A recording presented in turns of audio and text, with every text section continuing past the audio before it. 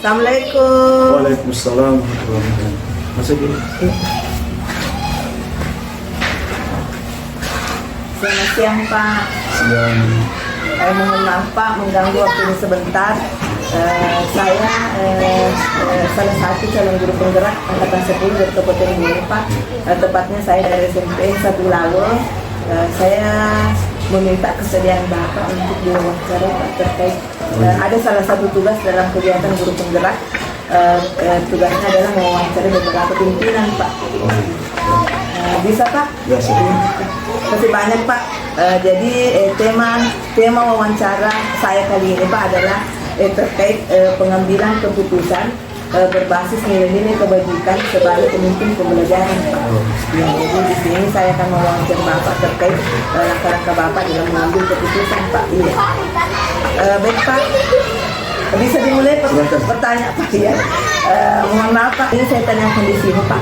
Bagaimana Bapak mengidentifikasi kasus-kasus yang selama ini apakah ini dalam etika pendidikan bagaimana Bapak mengidentifikasinya? Dan berdasarkan kasus tersebut adanya dilema etika dalam pendidikan global, karena ini harus memutuskan di antara pilihan yang sama-sama memiliki alasan yang masuk akal. Sehingga untuk mengidentifikasi antara dilema etika dengan pendidikan moral itu dapat dilihat dari alasan pembuatan keputusan tersebut. Jika ada alasan yang masuk akal dan dibenarkan, maka itu masuk ke dalam dilema etika.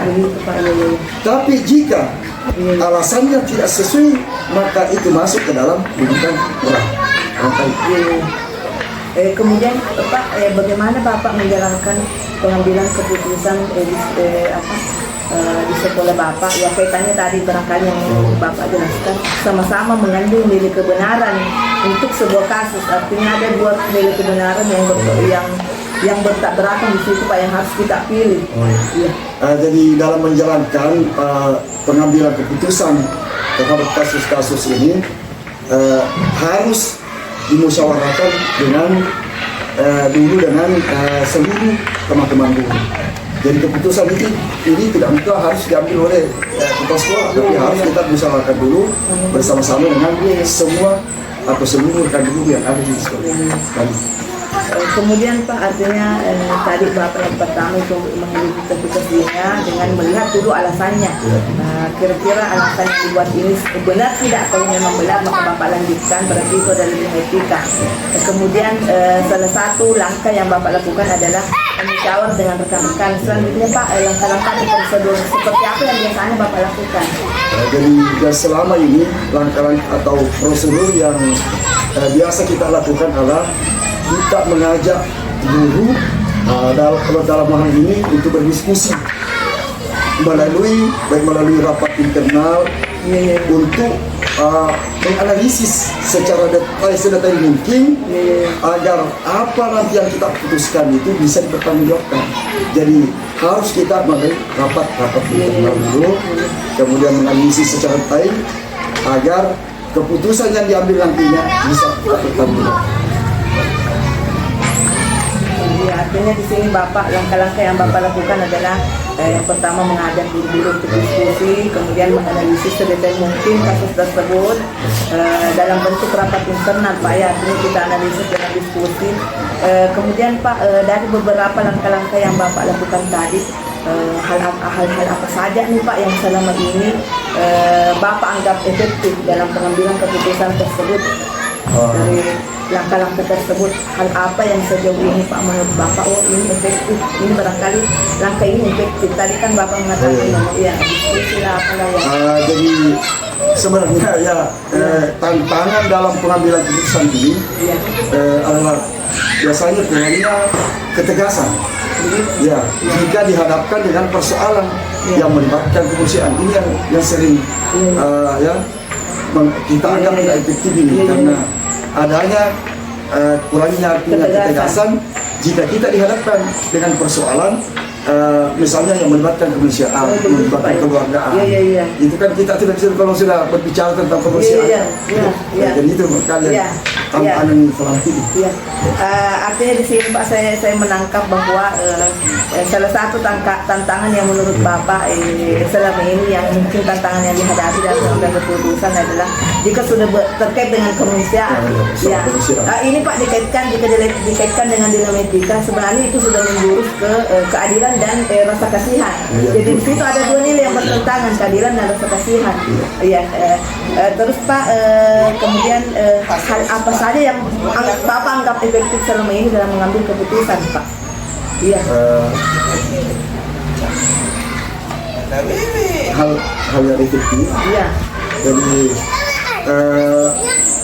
hal-hal yang dianggap efektif dalam keputusan ini adanya tidak mengadakan tindakan preventif. Ya. Iya. Iya. Sebelum terjadi permasalahan, jadi kita adakan dulu tindakan-tindakan preventif, pendekatan. Ini sebelum kita misalnya terjadi suatu permasalahan. Oh iya. Artinya di sini saat Bapak artinya kan begitu Bapak menghadapi sebuah kasus, artinya Bapak belajar dari kasus tersebut. Dari belajarnya Bapak terhadap kasus tersebut, langkah efektif yang Bapak ambil adalah kita harus melakukan tindakan pencegahan, Pak. Ya, artinya jangan sampai terulang kasus seperti itu. Kemudian Pak, adakah barangkali katakanlah atau jadwal tertentu yang Bapak tentukan jika Bapak menghadapi sebuah kasus?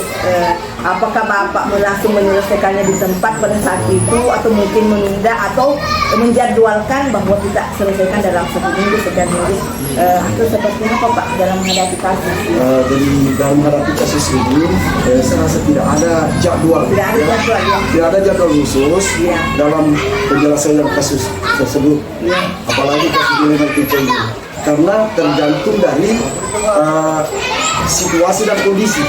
Jadi tergantung dari situnya, masalah itu apabila terasa rumit pasti akan memakan waktu yang lama. Kalau memakan waktu yang lama, itu tentu kita harus berpikir di tengah dulu. Dan apabila masalahnya tidak terlalu rumit, maka biasanya akan diselesaikan saja dengan melakukan koordinasi dengan teman-teman seperti itu. Jadi tidak ada jadwal. Nah, kalau memang kasusnya rumit ya kita pikir dulu tenang gitu. Tapi kalau misalnya masalahnya tidak terlalu rumit, maka itu hanya koordinasi saja. Iya. Artinya di sini terkait katakanlah dengan jadwal disesuaikan dengan situasi dan kondisi Pak ya. Bapak tidak menentukan jadwalnya. Artinya jika memang itu rumit, maka mungkin butuh waktu yang agak lama, butuh berpikir tenang dan diskusi dulu matang-matang dengan guru. Dan jika tidak terlalu rumit, mungkin akan diselesaikan pada saat itu Pak ya, langsung koordinasi ya dengan rekan-rekan guru. Kemudian Pak, selama ini Bapak dalam mengambil keputusan dalam menghadapi kasus-kasus dilematika, adakah seseorang Pak atau faktor-faktor tertentu yang mempermudah langkah Bapak, membantu langkah Bapak dalam mengambil keputusan? Adakah seseorang atau mungkin faktor-faktor yang mendukung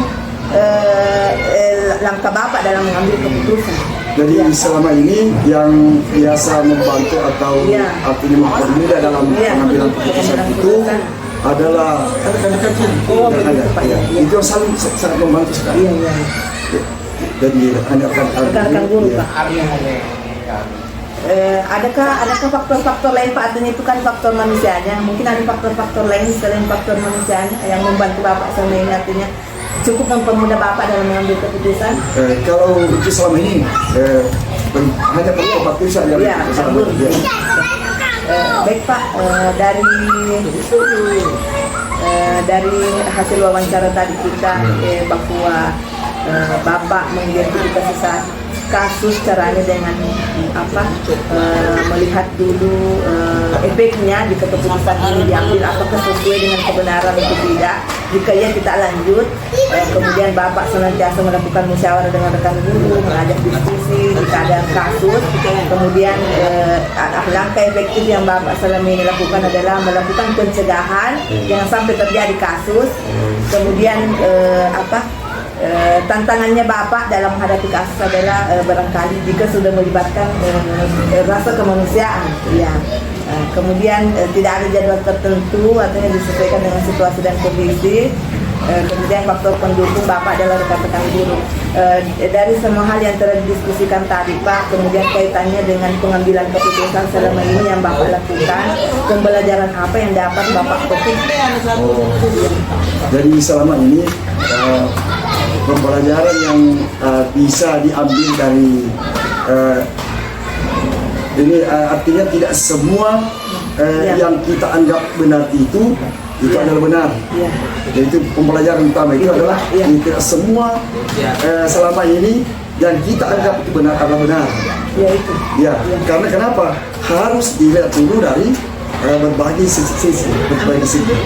Jadi itu pembelajaran Pak.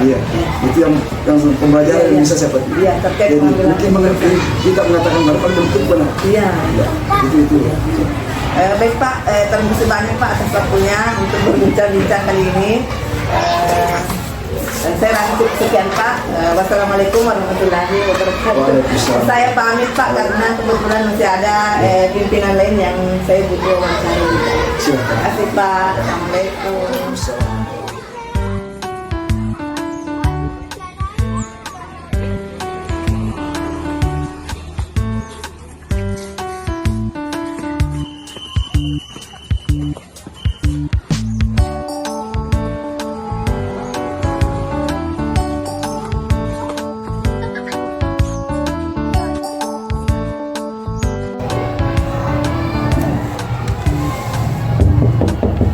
Assalamualaikum.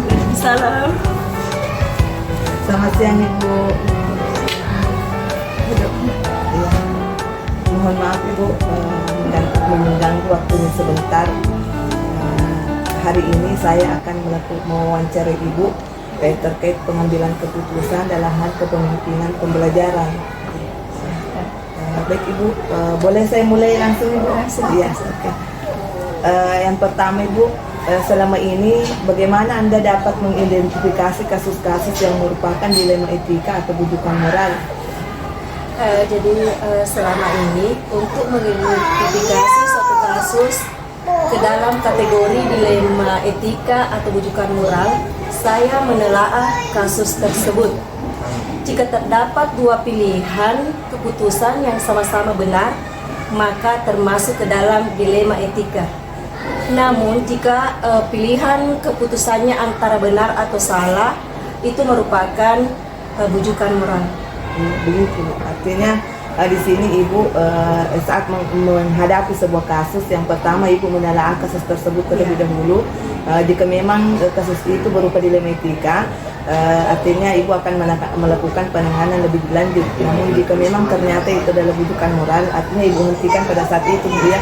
Oke Bu, kemudian selama ini Bu, bagaimana Anda menjalankan pengambilan keputusan di sekolah Anda, terutama untuk kasus-kasus di mana ada dua kepentingan yang sama-sama benar atau sama-sama mengandung nilai kebajikan.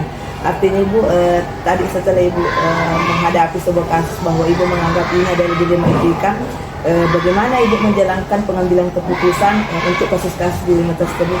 Jadi selama ini dalam pengambilan keputusan di sekolah ini, saya terlebih dahulu melakukan musyawarah dengan rekan-rekan guru. Kemudian serta meminta juga pertimbangan pada pengawas pembina dan atasan. Atasan dalam hal ini kepala bidang atau di dinas pendidikan.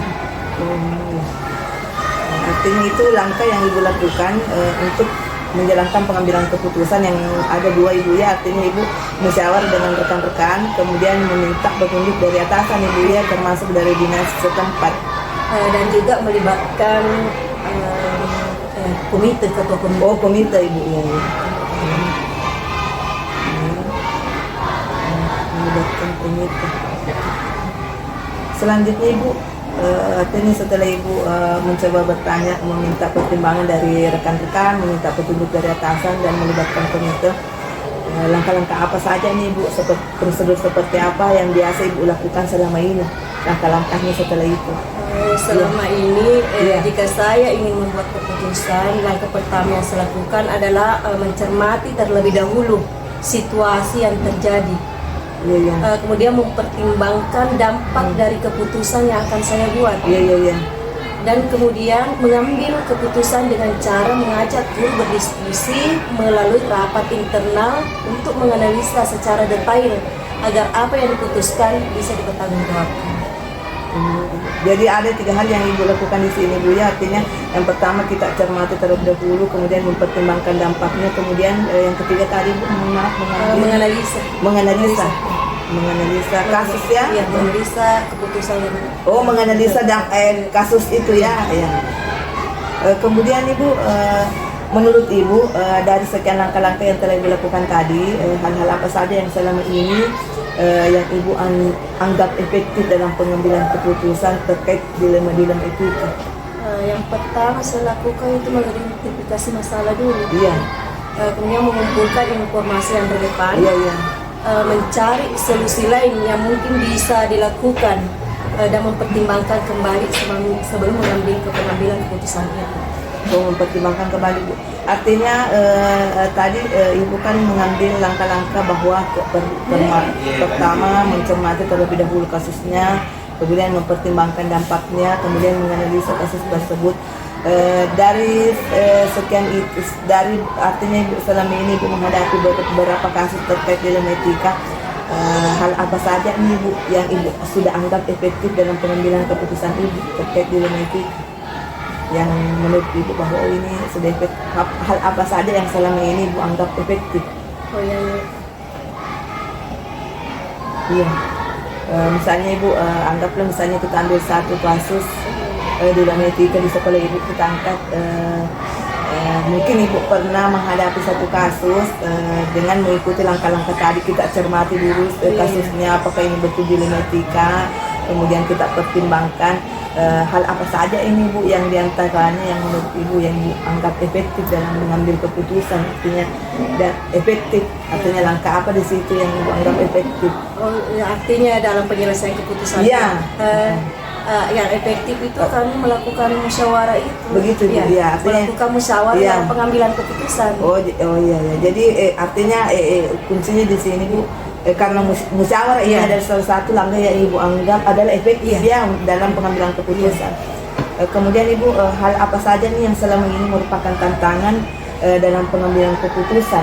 Apa tantangannya nih Bu? Artinya saat Ibu ingin mengambil sebuah keputusan, tantangan apa biasanya yang Ibu hadapi? Ya. Tentunya dalam setiap pengambilan keputusan itu tidak terlepas dari tantangan. Iya, betul. Ya. Salah satunya itu tidak semua orang akan menyukai keputusan yang kita buat. Betul, ya. Tidak semua pihak ya. Hal ini terkadang membuat kita merasa bahwa keputusan ini kurang tepat atau tidak bijak. Iya.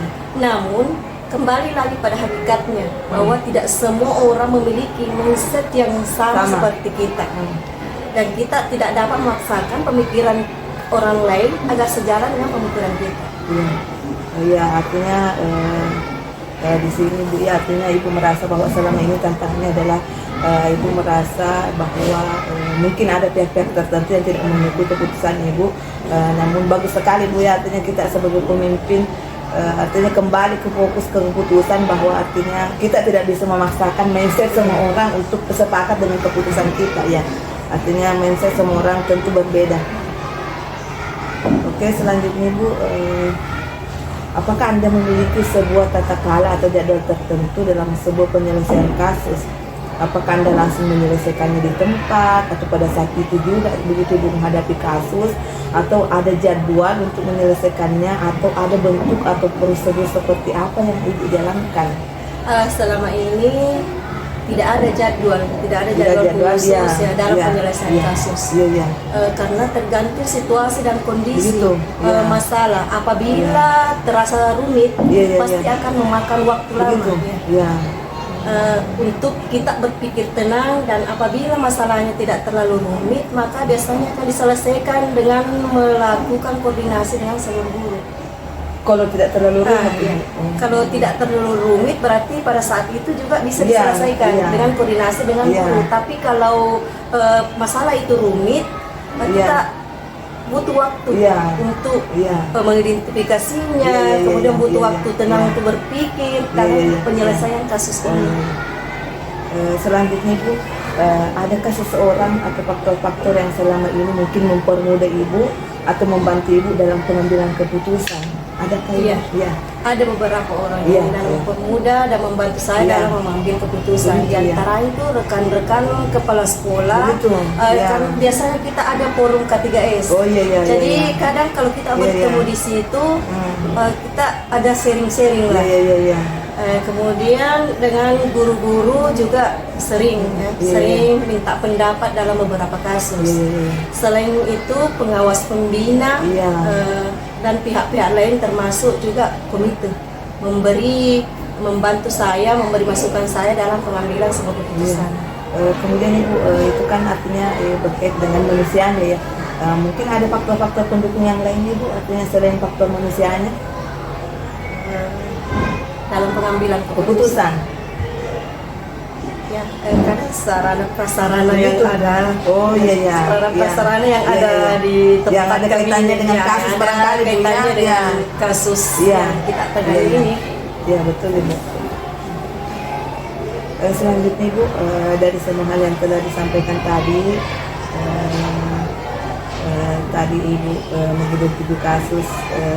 mengidentifikasi kasus dengan menelaahnya terlebih dahulu. Jika memang itu dilanggar etika, maka ibu akan lanjutkan untuk mengambil keputusan. Kemudian untuk mengambil keputusan, ibu mempertimbangkan beberapa hal dan musyawarah dengan rekan guru, meminta petunjuk dari atasan, melibatkan komite, mencermati terlebih dahulu, mempertimbangkan dampak, kemudian dalam mengambil keputusan yang selama ini menurut ibu salah satunya faktor yang efektif adalah musyawarah. Dari hasil musyawarah itu artinya itu adalah faktor efektif dalam pengambilan keputusan.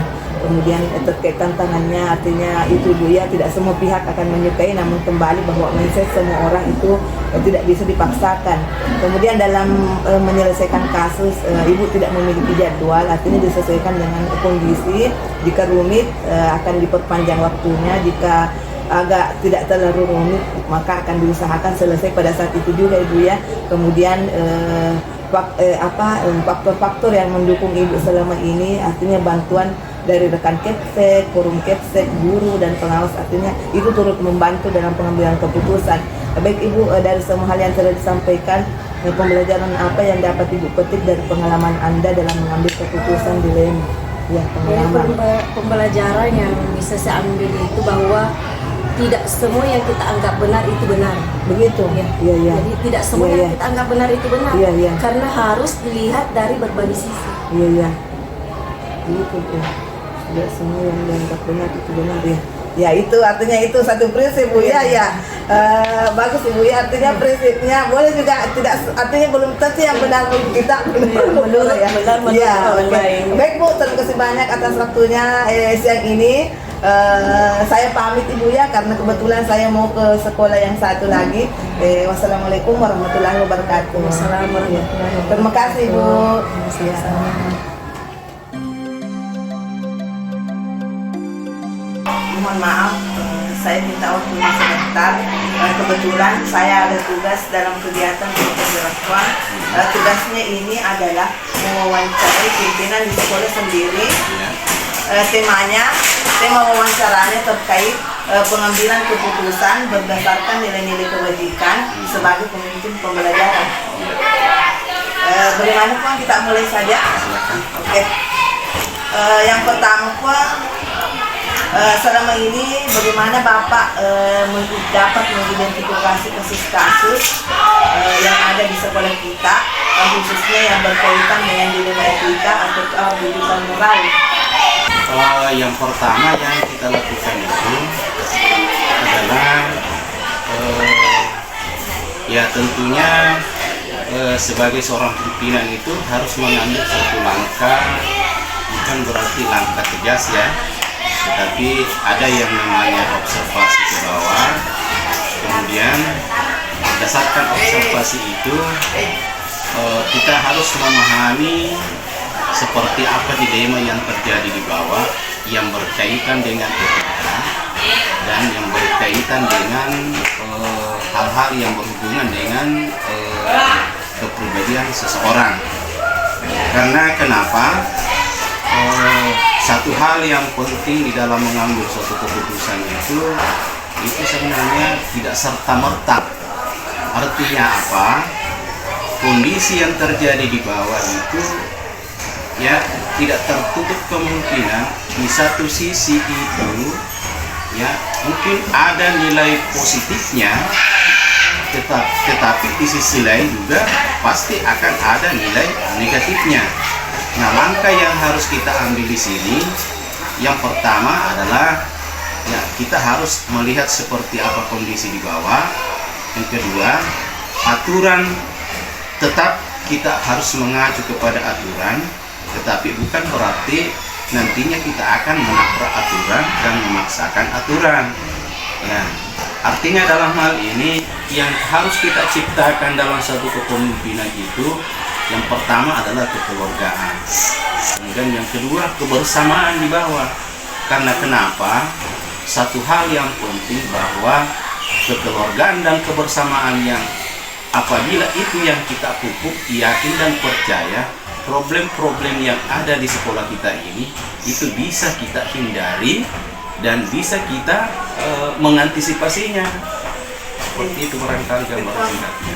Terima kasih. Artinya cara Bapak di sini mengidentifikasi kasus adalah Bapak mengobservasi terlebih dahulu kasus tersebut, dan tentu kita melihat kondisi dan mengacu kepada aturan. Namun bukan berarti kita paksakan aturan dan bukan berarti kita langgar. Artinya kita lihat dulu ada sisi positif dan negatifnya. Selanjutnya Pak, bagaimana Bapak selama ini menjalankan pengambilan keputusan di sekolah, terutama untuk kasus-kasus di mana ada dua kepentingan yang sama-sama benar dan sama-sama mengandung nilai kebaikan untuk kasus tersebut. Ya, bagaimana Bapak mengambil keputusan? Yang pertama adalah tentunya kita harus melihat dari sisi positifnya. Ya, pasti kita harus melihat dari sisi positif. Kenapa? Karena dua hal yang berbeda yang masing-masing memiliki tujuan yang mungkin sama, tetapi proses pengambilan keputusan, proses pengambilan langkah yang dilakukan itu barangkali itu yang kurang tepat, sehingga dua persoalan ini ya tetap kita tetap kita mengambil satu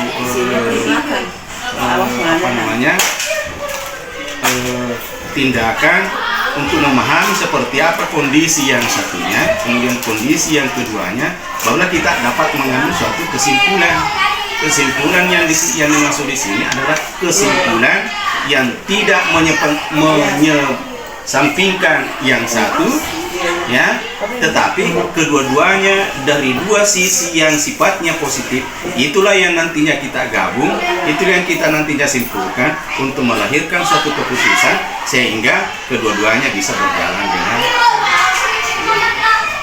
Oke, baik Pak. Jadi saya tangkap di sini bahwa Bapak selama ini dalam mengambil keputusan di mana ketika ada dua kepentingan dalam kasus tersebut yang sama-sama benar. Yang pertama tentu Bapak melihat sisi positif apa yang ada dalam kasus tersebut, kemudian memikirkan tujuan kita satukan tujuan, kemudian memikirkan langkah yang tepat, kemudian yang pertama barangkali yang paling penting adalah Bapak memahami kedua kepentingan tersebut terlebih dahulu ya. Terima kasih Pak. Selanjutnya Pak, langkah-langkah atau prosedur apa yang biasanya Bapak lakukan selama ini?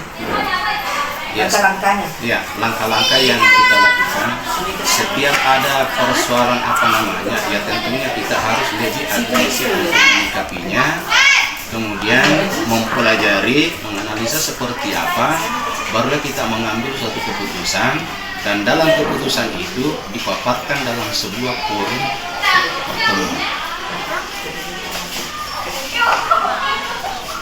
Yang kasih Pak, artinya ada beberapa langkah. Yang pertama Bapak artinya bersikap peduli, agresif ya, peduli dulu dengan melihat kondisi kasus tersebut, kemudian menganalisanya, kemudian mengambil keputusan, dan yang lebih baiknya dalam bentuk forum. Baik Pak, dari cara-cara Bapak selama ini mengambil keputusan, hal apa saja yang selama ini menurut Bapak sudah anggap efektif dari langkah-langkah Bapak tersebut?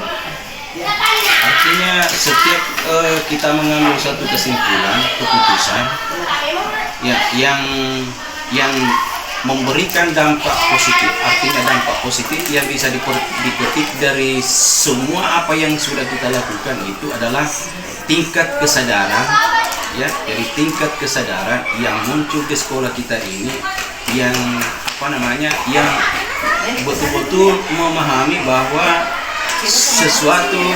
sesuatu hal yang dianggap itu menjadi sebuah kendala ketika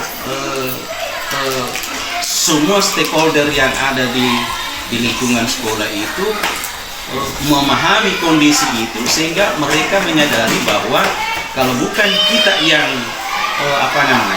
yang membangun sirkulasi kolaborasi untuk kepentingan sekolah dalam rangka peningkatan mutu pendidikan, ya siapa lagi? Oke Pak, artinya di sini saya menangkap bahwa hal yang Bapak anggap efektif dari praktek-praktek pengambilan keputusan terhadap bidang etika adalah yang paling utama adalah Bapak melihat bahwa ketika keputusan tersebut bisa menyadarkan semua stakeholder sekolah bahwa pentingnya sirkulasi dan kolaborasi. Jadi disitulah Bapak menganggap bahwa keputusan ini mencapai titik efektif ya. Baik Pak, kemudian tentunya dalam pengambilan keputusan pasti ada tantangan-tantangan Pak. Kira-kira tantangan apa saja yang selama ini menurut Bapak yang Bapak hadapi dalam pengambilan keputusan terkait kasus-kasus di sekolah Bapak? Yang menjadi tantangan kita di sekolah kita ini adalah terus terang ada kepentingan pribadi yang mendesak, tetapi itu tidak berlanjut.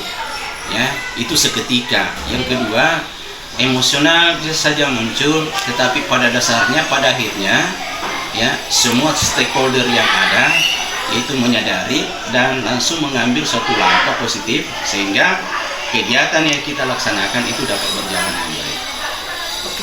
Baik Pak, saya menangkap dua tantangan yang selama ini mungkin menjadi tantangan yang cukup artinya cukup menjadi sesuatu yang butuh perjuangan. Jadi tantangannya menurut Bapak di sini ada dua hal, yaitu terkait dengan kepentingan pribadi yang seketika sekunjung-kunjung muncul.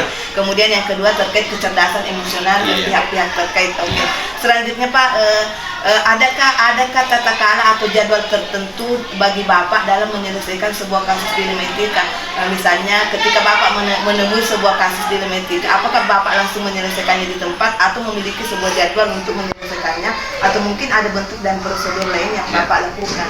Kalau yang saya lakukan selama ini artinya memahami kondisi persoalan, setelah itu mempelajari seperti apa persoalan itu, barulah dapat mengambil suatu langkah keputusan dengan mengambil suatu jadwal tertentu.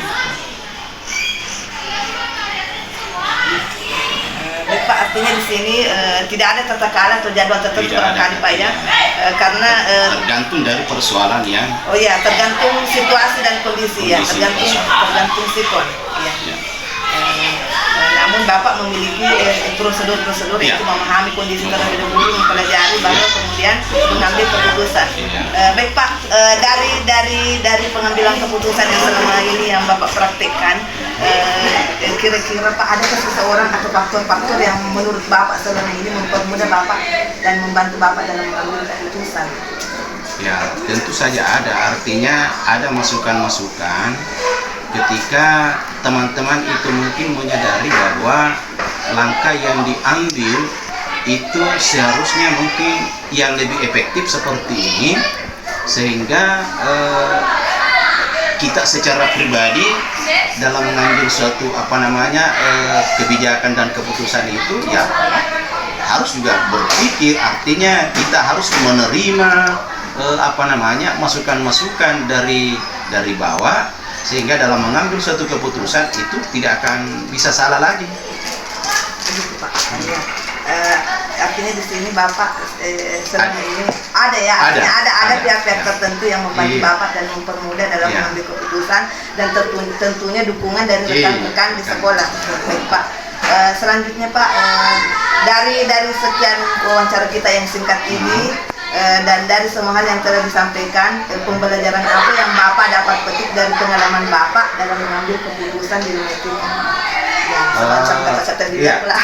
Artinya dalam mengambil suatu keputusan atau kebijakan, tentunya kita harus memahami kondisi seperti apa,